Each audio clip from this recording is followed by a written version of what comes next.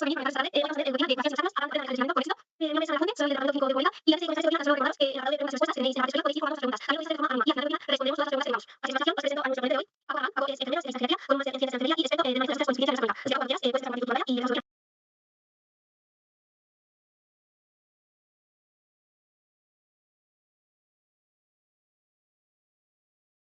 Vale, ¿me oís ahora? Ahora sí, Paco. Vale, y la presentación la veis también ya, ¿no? Sí, todo perfecto. Vale, pues bien, vamos a empezar.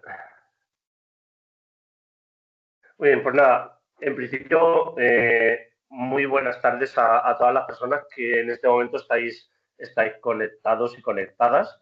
Bienvenidos, benvinguts, ongi etorri, bienvenidos, espero haberlo pronunciado bien, ¿vale? A este webinar en el que vamos a hablar sobre depredamiento. Para mí, personalmente, es un placer poder estar aquí hoy con profesionales, con compañeros y con compañeras que están comprometidos en el cuidado de las heridas, en la mejora de la calidad de vida de aquellas personas que cuidamos día a día.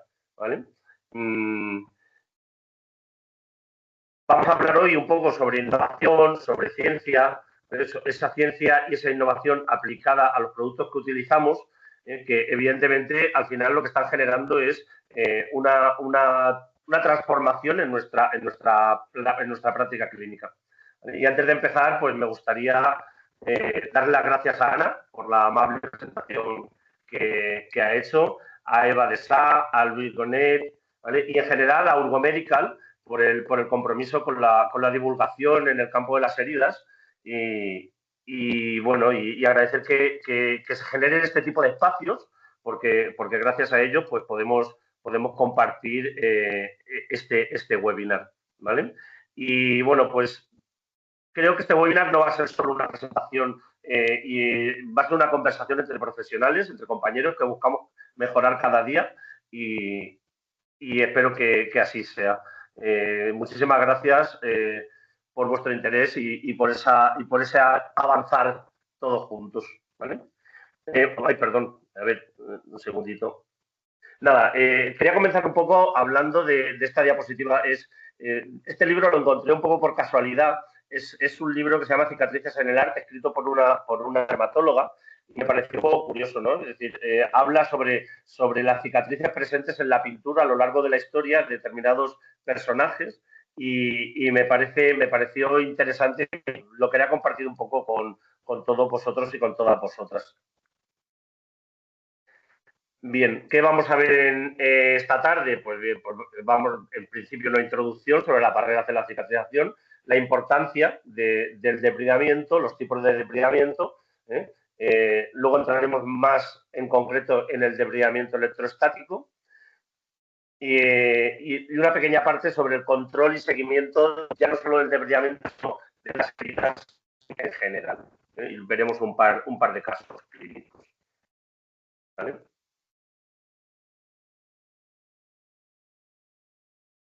Dentro del proceso de curación de las heridas, las enfermeras y los enfermeros nos van a encontrar con una serie de barreras que nos pueden dificultar de forma importante el progreso de las lesiones y anteponerse o ponerse en medio como una barrera cara al objetivo final que nos marquemos, que sería el proceso de curación o cicatrización. ¿Vale? En ese sentido, pues nos podemos encontrar pues, hipergranulaciones, placas necróticas, bordes depitalizados, infecciones, esfacelos, ¿vale?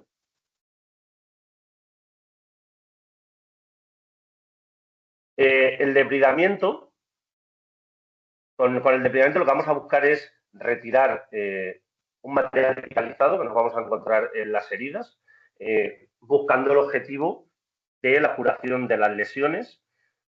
Y ese material depitalizado va a ser una barrera importante para las enfermeras y los enfermeros cara a conseguir ese objetivo, complicándonos muchas veces las lesiones con infecciones o con alargamientos de los procesos del proceso inflamatorio y sin poder conseguir ese objetivo real de la curación. En ese sentido, las citocinas y las proteasas nos van a perpetuar la fase inflamatoria y nos va a impedir esa regeneración de los tejidos, y las bacterias y las biopelículas nos van a producir infecciones que de la misma manera nos van a obstruir ese proceso de curación o de cicatrización.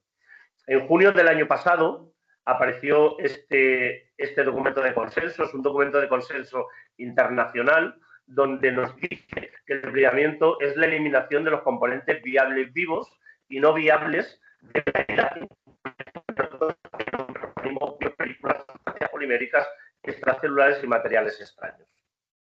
Esta sería la definición, una de las definiciones más recientes que tenemos con respecto a lo que es el debridamiento. El tema del debridamiento no es una cosa que hayamos descubierto nosotros ahora o que se haya descubierto hace poco tiempo, ¿vale? Ya en la Francia del Rey Sol, en la época en la que Francia era un imperio colonial, ya hay reseñas de determinados profesionales que hablaban sobre el debridamiento. La palabra debridamiento proviene de la palabra debridement, que quiere decir eliminar una limitación o eliminar un obstáculo. Henri Legrand, ¿vale?, en su tratado de reflexiones obtenidas de la práctica sobre heridas por arma de fuego, ya reflexiona y habla sobre los tejidos desvitalizados y la importancia que tiene en el proceso de curación de las heridas. De la misma manera, Pierre-Joseph Dessalles, en sus escritos, también reflexiona sobre el tema del debridamiento y el tejido desvitalizado. Y mucho antes, en el siglo XIII, tanto Leonardo Botelho como Teodorico Borgognoni, en sus tratados o en sus escritos o los documentos que tenemos por escrito, también aparecen reseñas al respecto. Es decir, que no es una cosa novedosa, sino que a lo largo de la historia ya se ha hablado del tema de la importancia que tiene el debridamiento o la eliminación del tejido necrótico o desvitalizado en las heridas. El debridamiento es un componente fundamental y que está englobado dentro de las buenas prácticas, de las mejores prácticas en el tratamiento de las heridas, debido a el impacto significativo que tiene en el proceso de curación.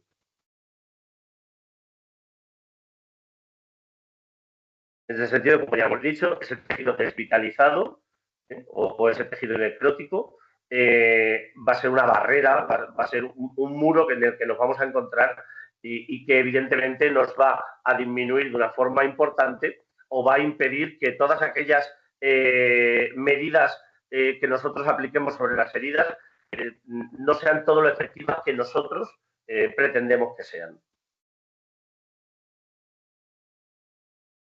¿Vale? Al eliminar el tejido necrótico de una forma efectiva de las lesiones, lo que vamos a hacer va a ser disminuir o eliminar los procesos inflamatorios, con lo cual el proceso de curación va a ser más ágil y más rápido. Vamos a eliminar esa carga bacteriana y las barreras biológicas que interfieren y nos va a favorecer, o vamos a eliminar, perdón, las barreras biológicas que interfieren en el proceso natural de cicatrización. Y con ello lo que vamos a conseguir es un entorno favorable, un entorno óptimo cara a la regeneración celular y a la cicatrización o curación de las lesiones. ¿Qué importancia, o a la hora de la elección del debridamiento, cuando tenemos una persona con una lesión y vamos a proceder a elegir el debridamiento, tenemos que tener siempre presente qué método vamos a utilizar, o sea, qué debridamiento vamos a usar y con qué frecuencia vamos a usar ese debridamiento. ¿Por qué? Pues porque eso va a ser de vital importancia en el proceso de cura.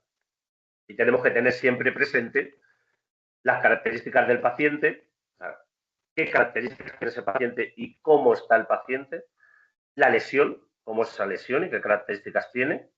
Y no nos tenemos que olvidar nunca de los factores sociales de la persona, así como los recursos disponibles. Es decir, si elegimos un determinado método de debridamiento que su frecuencia va a ser curas cada 24, 48 horas y no tenemos en cuenta los factores sociales del paciente y ese paciente tiene un acceso difícil al recurso sanitario, pues igual nos tenemos que plantear otro tipo de método, otro tipo de debridamiento distinto. Con lo cual, la evaluación a la hora de aplicar una cura a un paciente debe de ser holística, debe ser una evaluación general de la persona, cara a buscar un debridamiento o un proceso de cura que sea individualizado para cada persona. ¿Qué tipos de debridamientos conocemos hoy día? Pues no voy a entrar a explicar en los tipos de debridamiento porque creo que no toca en este momento, toca otra cosa, pero sí que los quiero nombrar, ¿vale? Tenemos un debridamiento que llamamos quirúrgico, otro hidroquirúrgico, cortante, enzimático, autolítico, osmótico, mecánico, por ultrasonidos, con láser y biológico o larval. En este sentido, dentro de este listado, pues nos faltaría incluir hoy por hoy el desbridamiento electroestático como una nueva modalidad de debridamiento dentro de las posibilidades que tenemos los enfermeros y las enfermeras cara a erradicar el material desvitalizado.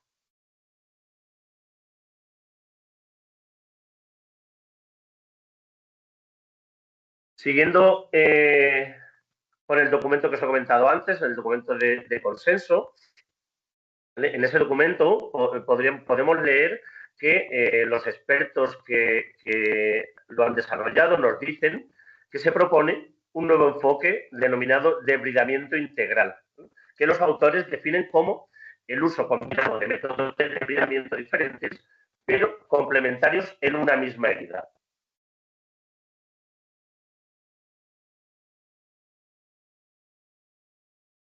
En ese sentido, a la hora de aplicar los distintos o algunos de los tipos de debridamiento que hemos comentado, creo que la enfermería deberíamos de comprender o conocer las precauciones y las contraindicaciones de los debridamientos, ya no solo por la mejora de la seguridad del paciente, sino también por optimizar los resultados clínicos y el uso de los recursos, ¿vale? Desde ese punto de vista, siempre debemos analizar no solo cuándo y cómo debridar, sino también deberíamos de conocer cuándo no desbridar y las repercusiones que puede tener una decisión inadecuada, porque el manejo de las heridas, en el manejo de las heridas actuar es clave, pero saber cuándo no actuar, pues muchas veces puede ser infinitamente más importante. ¿De acuerdo? Es decir, nos podemos encontrar con situaciones o con pacientes en los que en un momento determinado el debridamiento no tenga ningún tipo de sentido o las características del debridamiento o de la herida o del paciente nos lo contraindique.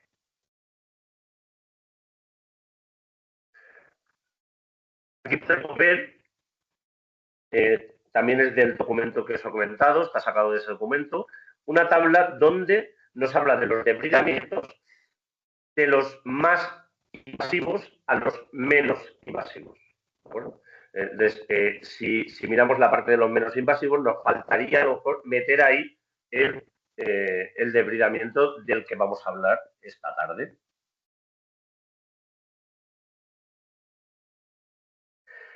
Si volvemos al principio, donde os he dicho que donde proviene la palabra debridamiento, que es de Friedemann, eliminar una limitación o eliminar un obstáculo, podemos decir que en la imagen que estamos viendo sería necesario eliminar las limitaciones o los obstáculos que tiene este árbol para poder facilitarle que siga creciendo, tenga una salud óptima y, por lo tanto, nos dé los frutos que tiene que dar en el momento que los tenga que dar. Es decir, tenemos que eliminar esa plaga que tiene para que siga un proceso totalmente normal. En ese sentido, con nuestras heridas pasa lo mismo, es decir, tenemos que conseguir heridas limpias, con tejido de granulación, con bordes adecuados, con una piel perilesional cuidada y que no entorpezca la curación y la posterior epitelización, cara pues a conseguir los objetivos que en un momento determinado nos hayamos marcado. Siempre tenemos que acordarnos que no tratamos heridas únicamente, tratamos personas. Y vuelvo a incidir sobre esa necesidad que tenemos a la hora de realizar una intervención sobre una lesión, el realizar esa valoración integral de la persona con todos sus factores. Esa valoración integral de la persona, una vez conocida y todas sus características y peculiaridades, nos va a llevar a generar unas estrategias de tratamiento. Esas estrategias de tratamiento nos va a llevar a generar la implementación de esas estrategias, que siempre tienen que estar basadas en la evidencia clínica y científica, sin olvidarnos que la persona es el centro de toda acción. ¿Qué buscamos con el depredamiento? Pues ya lo hemos comentado, eliminar el tejido necrótico, el esfacelo y el biofilm, disminuir los marcadores proinflamatorios, nos va a permitir precisar mucho mejor las dimensiones de la herida. Muchas veces depredamos lo que nos encontramos debajo de ese tejido depitalizado, pues no es muchas veces lo que esperamos encontrarnos. Nos va a ayudar a controlar complicaciones por la infección y nos va a facilitar y a preparar el lecho para seguir utilizando productos, tanto celulares como acelulares, cara a la curación de la lesión. Ya entrando en el depredamiento electrostático, ¿qué es lo que vamos a buscar? Pues lo que buscamos con cualquier tipo de depredamiento sería limpiar y desbridar, eliminar la fibrina y los tejidos desvitalizados. El depredamiento electrostático es el resultado de un trabajo de investigación y avances tecnológicos, como he dicho al inicio del webinar, para al tratamiento de las heridas.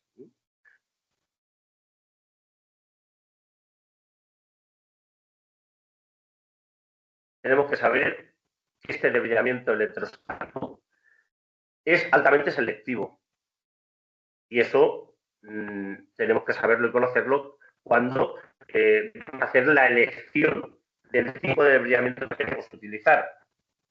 ¿Cómo se produce? Se produce gracias a una interacción electrostática y su eficiencia y eficacia está demostrada mediante ensayos clínicos que podemos encontrar o que nos pueden facilitar y podemos leerlos y ver qué tipo de resultados han dado. Bien, este señor es Charles-Agustin de Coulomb, que fue quien generó la ley de Coulomb, que lo que hace es describir la interacción eléctrica entre partículas cargadas. Nos dice, la fuerza entre dos cargas es directamente proporcional al producto de sus magnitudes e inversamente proporcional al cuadrado de la distancia entre ellas. Aquí cómo se expresa no vamos a entrar ahora a dar una clase de física porque tampoco toca, pero bueno, es importante conocer este principio, conocer esta ley, porque el depredamiento electrostático se basa principalmente en los resultados que nos da esa interacción entre cargas eléctricas.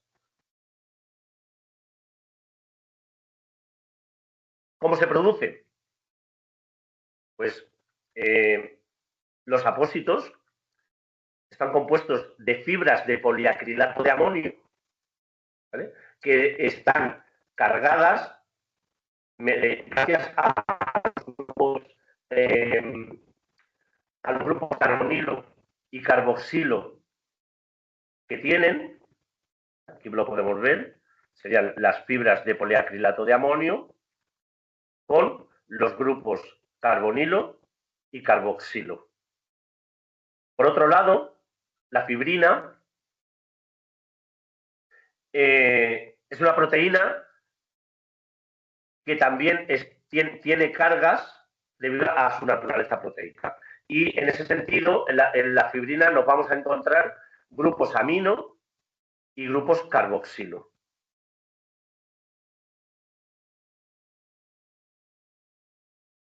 Los grupos carbonilo y carboxilo tienen cargas negativas y aquí nos podemos encontrar con el grupo amino que tiene una carga, los grupos negativas, ¿vale?, en las fibras y positivas en la fibrina. Con lo cual, según la ley que hemos comentado antes, las cargas contrarias se atraen, ¿vale? Hasta ahí lo tenemos más o menos claro.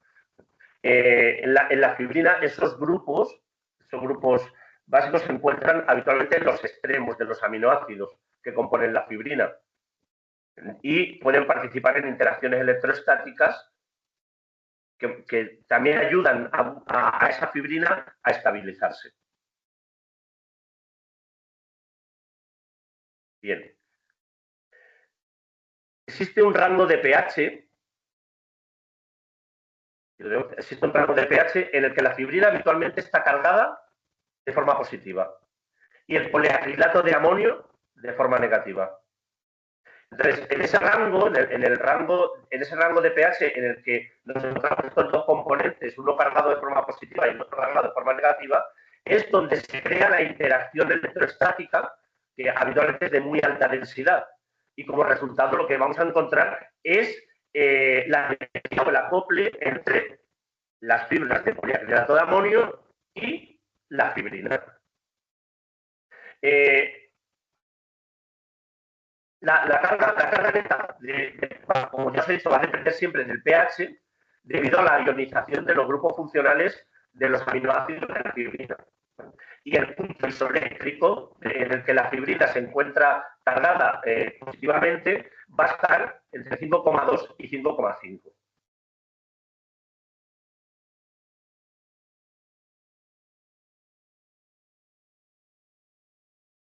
Para que se produzca ese depridamiento, ¿qué nos hace? Pues en primer lugar, una adhesión electrostática. ¿Esto qué quiere decir? Tiene que haber un buen acople y un buen contacto entre los biomateriales. En este caso sería el apósito y la herida. Y por otro lado, una actividad de las estructuras que determinan la fuerza de interacción de sus componentes. Algunos materiales, por tener una densidad de carga negativa, me refiero a algunos materiales que nos podemos encontrar en otro tipo de tienen una densidad de carga negativa significativamente menor si comparamos, por ejemplo, con las fibras de poliacrilato de amonio, ¿vale? Y como resultado de las interacciones electrostáticas, al entrar en contacto con la fibrina, nos vamos a encontrar,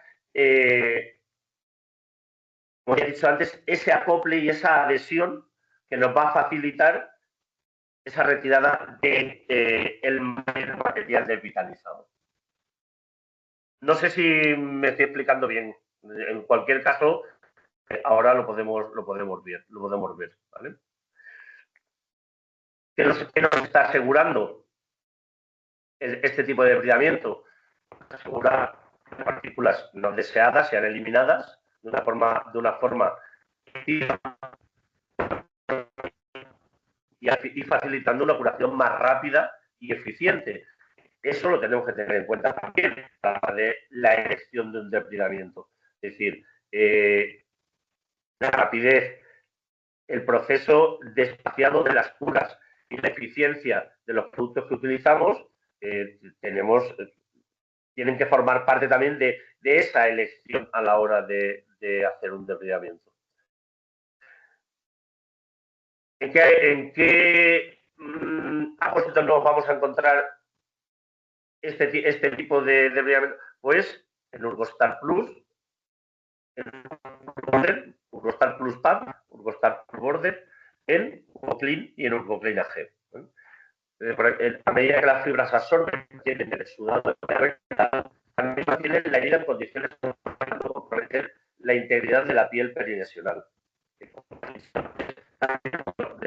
Es importante cara a conseguir el objetivo que nos marquemos con la evolución de la lesión. Si importante es elegir bien el método de debridamiento, realizar un proceso de curas adecuado, cuidar la piel perilesional, valorar los bordes y todo lo que conocemos en relación a la curación de las heridas. Igual de importante es realizar un buen control y seguimiento, ya no solo del debridamiento, sino de la evolución general de la lesión. En ese sentido, yo estoy utilizando bastante Gélico y me parece una pieza fundamental para valorar el progreso de la... Pues podemos ver el progreso de las mismas, así como otro tipo de ayudas que pueden afectar la tratamiento, la influencia de las decisiones. Sí. Paco, perdona que te interrumpa. Es que se entrecorta mucho el audio, que no sé si va a poder ser por los cascos, quizás. Vale, perdón, espérate, lo voy a quitar.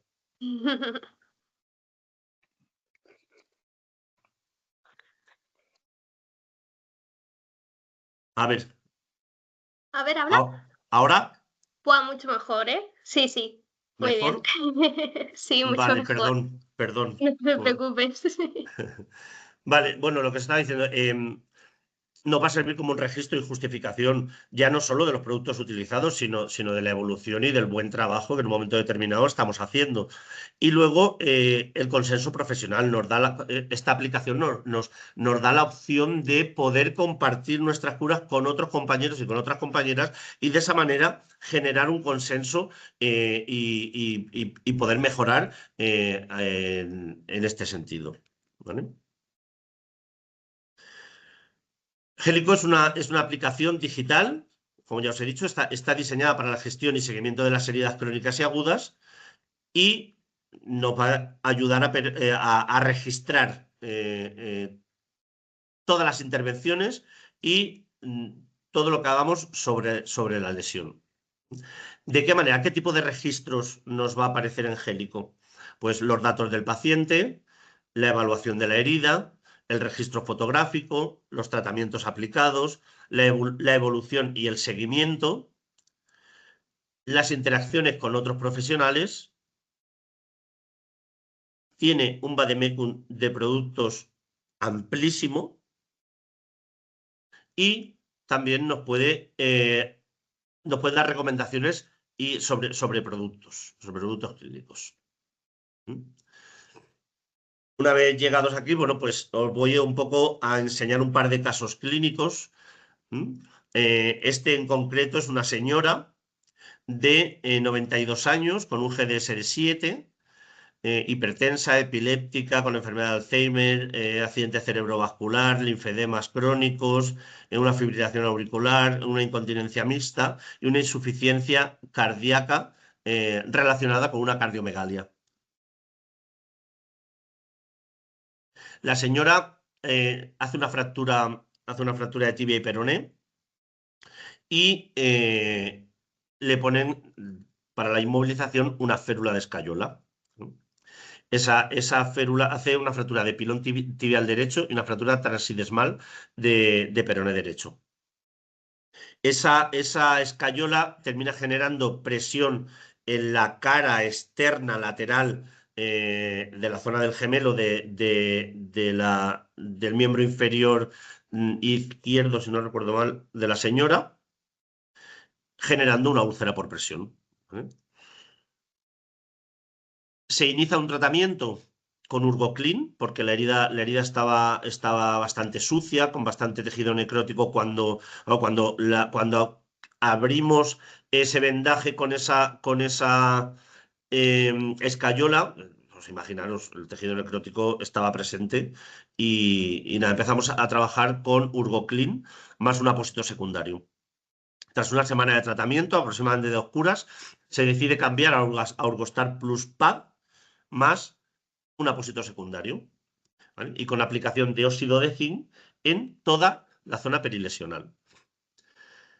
La piel perilesional mejora de una forma importante, el exudado es bajo, la lesión evoluciona en general bastante bien y durante la última fase de curación de la herida, con la finalidad de promover la cicatrización de la lesión, se pautaron curas cada 72 horas con Urgostar Contact Interface. Os podréis preguntar en un momento determinado por qué, porque si es una herida en un miembro inferior no utilizamos Urgo-K2 para mejorar sobre todo el riego del miembro, ¿vale? Mejorar la situación vascular y de esa manera, pues a lo mejor mejorar el proceso de curación, ¿vale? Bueno, pues no se utilizó porque la señora no toleraba Urgo-K2.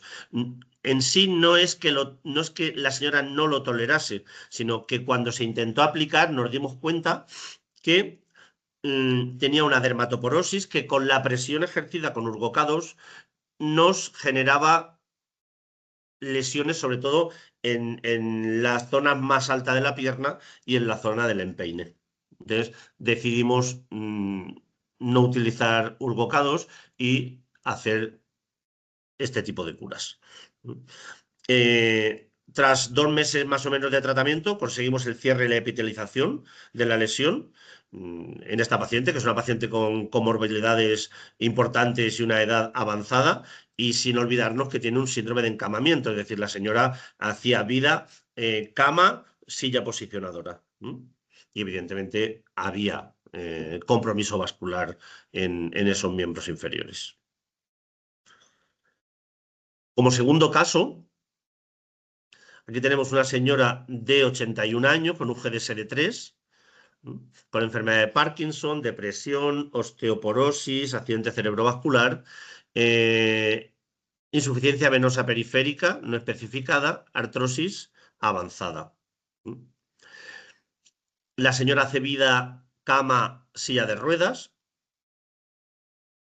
Ay, se me ha olvidado poner la descripción de la lesión arriba. Sorry, perdón. Bueno, como podéis ver, la señora llega al centro con una lesión abierta en la que podemos observar el tendón de Aquiles. Lo podéis ver en la primera fotografía.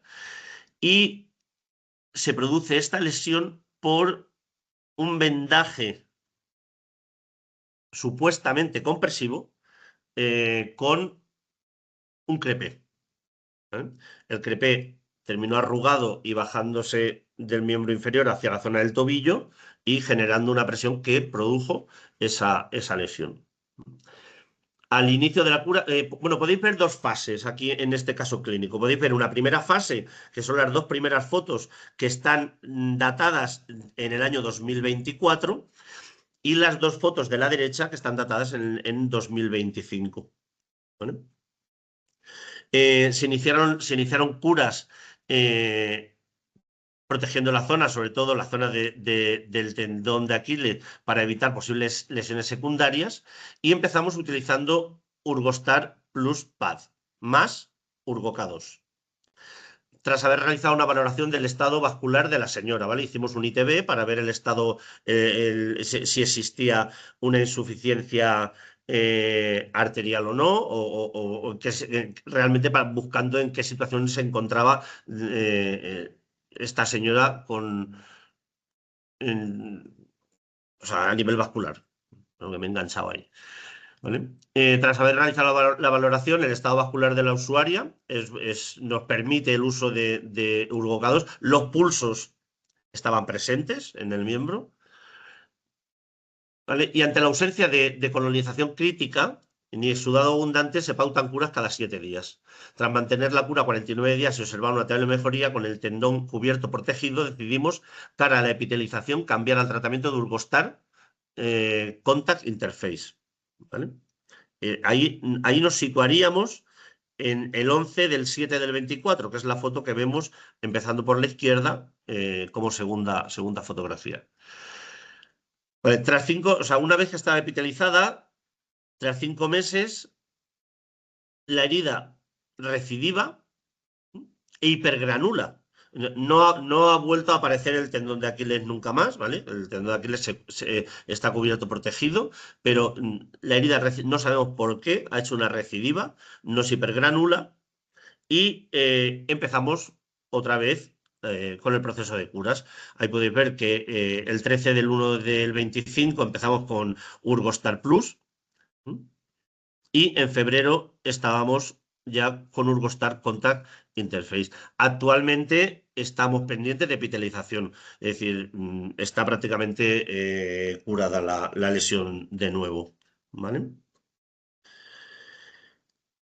Bueno, y dicho esto, pues nada, agradeceros vuestra atención, agradeceros que hayáis decidido estar en el webinar con nosotros y nada, pues vamos a ver las preguntas. Eso es. Nada, Paco, muchas gracias por compartir con nosotros todo tu conocimiento y experiencia. Y si quieres, te voy pasando las preguntas que han ido surgiendo durante la reunión, ¿vale? Vale. Entonces, la primera pregunta sería: ¿con qué frecuencia debemos realizar el desbridamiento en una herida crónica? Eso es que, como he dicho antes,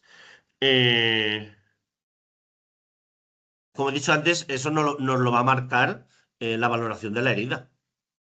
Va a depender de cuando hacemos esa valoración, qué veamos en esa herida, qué cantidad de tejido desvitalizado tenemos, qué cantidad de sudado tiene. No hay un estándar. Cada herida se comporta de una manera distinta. Me estoy dando cuenta de una cosa, y es que cuando he compartido la presentación no me salían las preguntas que habéis lanzado. Nada. Lo estoy viendo ahora. No, cuando he compartido ya no las he visto, no he visto las preguntas. No te preocupes. No te preocupes. Entonces, dependiendo un poco del estado de la herida, ¿no? Vamos a hacer el desbridamiento con más frecuencia o no. O sea, la herida nos lo dice. Hay heridas que tú decides realizar un tipo de desbridamiento X, que quizás no te haga falta continuar en una segunda cura con más desbridamiento porque la herida aparece ya con signos adecuados cara a modificar esa cura. Y hay heridas que el desbridamiento es mucho más prolongado. Va a depender siempre de esa valoración que hagamos de la lesión y de la persona.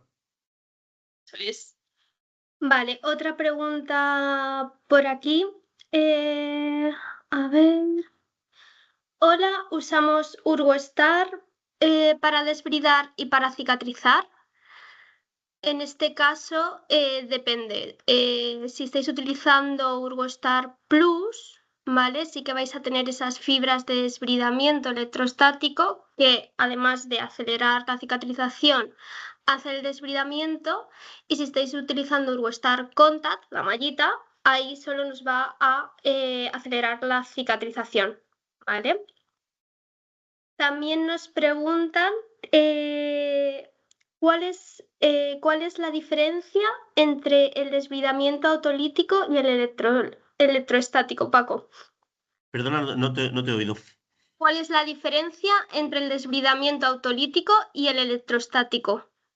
Pues básicamente la base en el que se basa los dos desbridamientos. Es decir, como ya hemos explicado, el electroestático se basa en la conjunción de esas cargas eléctricas, de los grupos funcionales que tienen tanto las fibras de poliacrilato de amonio como la fibrina, cara a que se produzca esa unión y una posterior retirada del del material depitalizado, en este caso de la fibrina y de los productos, o sea, y de todo ese tejido que no nos interesa tener en la herida. Y la base del autolítico es totalmente distinto.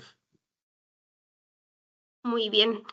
También nos preguntan, nos dicen, buenas tardes, en una paciente con diabetes mellitus, vida cama-sillón y con escara necrótica debajo de ampolla en talón, mi duda es si desde atención primaria inició el desbridamiento o sería mejor derivar a una unidad de úlceras hospitalaria. Bueno, una úlcera, si tenéis expertos que traten el pie diabético, yo evidentemente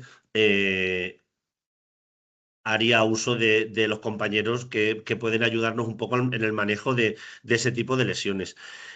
El debridamiento de un talón, yo no estoy muy por la labor de debridar talones. Es decir, los talones hay que debridarlos cuando hay que debridarlos. Es decir, lo que hemos comentado en un momento determinado de la sesión. Tenemos que saber siempre cuándo hay que debridar, o sea, cuándo hay que actuar y cuándo no hay que actuar. Y hay momentos que es más importante el no actuar que el actuar. En el caso de los talones, hay que tener mucho cuidado a la hora del debridamiento y hay que saber cuándo hay que hacerlo. Yo una placa necrótica en un talón no la debrido. Vale, muy bien.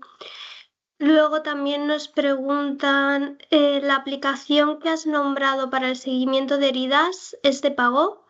Se refieren a Gilico. Sí, no es de pago, es una aplicación que es de Urgomedical y la podéis descargar de forma libre en ¿cómo se llama? Play Store. Sí, La podéis descargar sin ningún tipo de problema. Una vez que la tenéis, os registráis en la aplicación y ya podéis hacer uso de la misma. A mí hay varias cosas de la aplicación que me gustan, varias cosas, pero una fundamentalmente, y es que nos permite medir la lesión. Nos permite, entonces, tú mides la lesión con unos códigos que nos facilita también. Hay dos opciones. Se puede hacer con los códigos que lo pones al lado de la herida y directamente te da las dimensiones de la lesión, o se puede hacer también de forma manual. Para mí eso es fundamental, es decir, poder medir en cada cura las lesiones y poder objetivar de forma clara el avance de la lesión o no, es súper importante.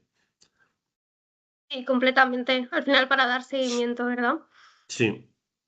Luego nos preguntan por aquí también, nos dicen buenas tardes, cuando hay un esguince cutáneo con hematoma, ¿se puede utilizar Urostar Plus? No te he oído al principio, disculpa.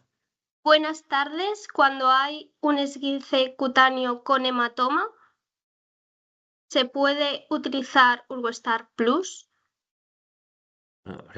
Yo vuelvo a decir lo mismo, habría que valorar exactamente cómo está. Yo he tenido un hematoma infiltrante en una persona con una dermatoporosis, lo he drenado y a posteriori he utilizado Urgostar Plus sin ningún tipo de problema.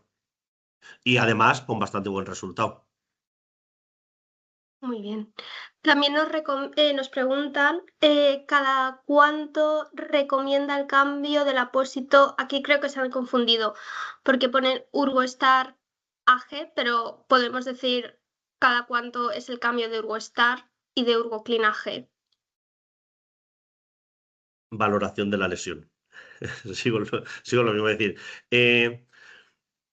quizás a lo largo del tiempo, como no nos han enseñado muchas cosas a la hora de curar, la idea que tenemos es de tener un carro lleno de apósitos y que utilizamos un poco muchas veces sin un criterio claro, ¿no? Es decir, al final la herida nos va a decir qué necesidades tiene y a raíz de ahí vamos a utilizar un producto o vamos a utilizar otro. Recuérdame la pregunta, por favor, ¿me he puesto a hablar? El cambio, cada cuánto es Vale, el cambio. el cambio de Urgoclin AG a Urgostar, por ejemplo, ¿no? Pues eso nos lo va a dar también la valoración y el estado de la lesión. Es decir, si tú empiezas a utilizar un Urgoclin AG porque hay tejido desvitalizado acompañado de signos clásicos de infección, evidentemente está totalmente recomendado el uso del producto. Cuando tú empiezas a hacer curas y los signos clínicos de infección han desaparecido, pues quizá no tenga sentido continuar con Urgoclin AG y tengamos que pasar a un Urgostar Plus Pad o a un Urgostar Plus Border, ¿no? Muy bien. Lo que quiero decir con esto es que siempre es altamente importante el tema de la valoración de la persona, la valoración de la lesión. De la persona, podemos tener pacientes anticoagulados con Sintrón o otro tipo de fármacos en los que decidamos hacer un debridamiento cortante por lo que sea, ¿vale? Tendremos que valorar qué hacemos con esa medicación, tendremos que hacer un trabajo interdisciplinar con nuestros compañeros médicos y ver la posibilidad a lo mejor de que ese tratamiento se suspenda unos días. Es decir, importancia de la valoración. Sin una buena valoración no vamos a conseguir nunca un buen tratamiento. Totalmente. Luego también nos preguntan, para una herida un poco cavitada, de larga evolución y con tejido fibrinoso, ¿qué apósito sería más adecuado? ¿Urgoclin, Urgoclin Plata o Urgostart? Pueden estar todos en la línea de uso. Va a depender otra vez lo mismo de la valoración, pero aunque la herida esté cavitada, tenemos opciones de utilizar esos productos de cualquier manera. Es decir, el Plus Pad, por ejemplo, pues yo lo recorto en forma de espiral, de forma que lo meto en la cavidad y lo que hago es intentar cubrir toda la cavidad con el Plus Pad. O lo mismo con Urgoclina G, ¿vale? Claro, aquí a lo mejor es la presencia de signos clínicos de infección, te decides por Urgoclin AG o por Urgostar, ¿verdad? Efectivamente, pero el que el apósito en un momento determinado tenga una forma determinada no contraindica su uso. Es decir, al final tenemos que saber utilizar el producto y nuestras mañas propias para poder meter el producto en esa cavidad, porque lo que estamos buscando es una finalidad concreta que nos la puede ofertar el producto en sí. Eso es. Esta, si te parece, la respondo yo. Nos preguntan si para el despridamiento electrostático es necesaria la presencia de exudado. Y sí, para que las fibras se activen, necesitamos un poquito de humedad. Entonces, si tenéis una herida más sequita, pues le ponéis un poco de hidrogel, ¿vale? Porque si no, las fibras no se activarán. Vale. También nos preguntan por aquí, a ver. Aquí. ¿En qué casos no se podría o no está recomendado, yo creo, el desbridar de forma cortante?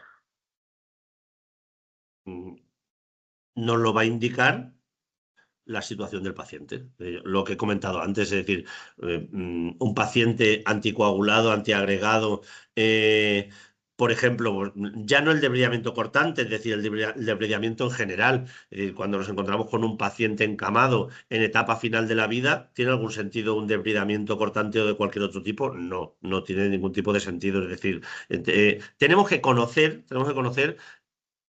cuándo tenemos que actuar y cuándo no tenemos que actuar, ¿vale? ¿Y cuándo es conveniente un debridamiento cortante? Nos lo va a indicar la situación clínica del paciente. Bueno, y muchas veces el tipo de herida con el que nos enfrentamos. Eso es. También nos preguntan si mientras se utiliza Urgoclin AG, Urgoclin Plata, puedo al mismo tiempo desbridar con cureta. Totalmente, claro. Podemos combinar, eso es. Sin ningún tipo de problema. Estaríamos hablando de lo que ese documento de consenso internacional de expertos nos dice como un debridamiento conjunto que podemos estar utilizando. Eso es. ¿Qué más? También por aquí, vale, nos han preguntado A la pregunta de antes de los cambios de apósitos, se referían a cada cuánto tiempo recomendamos cambiar el apósito, las curas. Va a depender de la cantidad de exudado que tengamos en la lesión, por ejemplo. Es decir, una herida altamente exudativa nos va a demandar un cambio de apósito más frecuente. Una herida menos exudativa no nos va a requerir esos cambios tan frecuentes. Luego la evolución de la lesión también nos va a indicar, yo por ejemplo, pues depende del tipo de lesión, hay veces que empiezo con curar diarias. Cuando la lesión evoluciona y la tengo un poquito mejor, la piel perilesional la tengo perfecta, los bordes están bien y el exudado no es abundante, pues a lo mejor paso a 48 o 72 horas. Y hay lesiones como las lesiones vasculares de origen venoso que las curo cada 7 días. ¿Por qué? Porque aplico Urgoca 2 y está recomendado mantenerlos 7 días, a no ser que la lesión o la tolerancia del paciente indique lo contrario. Muy bien. ¿Qué más? A ver, aquí. Si la herida se ve limpia, ¿es necesario desbridar? No. Si tú tienes una herida limpia, tienes que saber qué es lo que estás viendo en esa herida. Nos podemos encontrar en un momento determinado una herida limpia con una biopelícula. Eso tenemos que saber verlo y tenemos que saber diagnosticar qué es lo que tienen nuestras personas cuidadas y sus lesiones. El que la herida esté limpia no quiere decir que esté libre de cualquier otro proceso. No podemos encontrar una biopelícula. En ese caso tendríamos que debridar esa biopelícula. O bien mecánicamente o bien mediante un apósito, pero vamos, ahí ya cada maestrillo tiene su librillo. Pero vamos, que posibilidades varias. Muy bien. Luego también nos dicen por aquí que no les ha quedado claro la diferencia entre UrgoClean y UrgoStar Plus, supongo. Si quieres, esta la puedo contestar yo. Vale. Vale. Tanto UrgoClean como UrgoStar tienen las fibras de desbridamiento electrostático. Lo que pasa es que UrgoStar Plus, además de esas fibras, también van a incluir la TLC-NOS, ¿vale? Que nos va a ayudar a regular las metaloproteasas y a acelerar la cicatrización. Esa es la diferencia, ¿vale? Y una última pregunta, ¿vale? A ver. Aquí. Vale, ¿qué signos indican que una herida aún necesita desbridamiento? Pues el tejido epitalizado, la presencia de la fibrina, la presencia de una biopelícula. Cada vez que, o sea, en esa valoración que hacemos de la lesión, tenemos que saber qué es lo que estamos viendo. Es decir, en una de las diapositivas lo quería haber dicho y se me ha pasado. A la hora de la observación hay que ser siempre muy cautelosos y saber qué es lo que estamos viendo en esa lesión. Es decir, conocer perfectamente la lesión, dónde está ubicada, qué tipo de estructuras anatómicas tenemos en esa zona, ¿vale? ¿Por qué? Porque no debemos de confundir nunca, por ejemplo,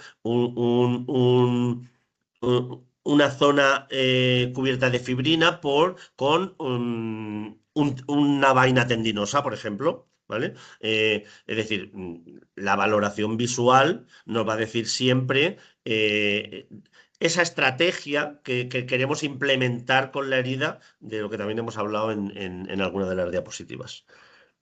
Eso es.